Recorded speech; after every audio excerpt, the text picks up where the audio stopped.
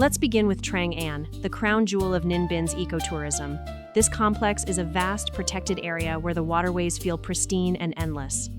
When you arrive, you will immediately notice the professional infrastructure. You can choose from 3 different boat routes, each taking you on a journey of 2 to 3 hours. These routes are carefully designed to showcase a series of impressive, long grottos, some stretching hundreds of meters through mountains and sacred temples that are only accessible by water. Because it is a UNESCO site, the rowing experience is exceptionally well regulated. You will find yourself gliding through water so clear that you can see the aquatic plants dancing beneath the surface. As you pass through the dark, cool tunnels of the caves, the natural stalactites hang like ancient sculptures from the ceilings, creating a surreal and mystical atmosphere. The boat, women, and men here are not just rowers, they are storytellers who navigate these complex waterways with practiced ease.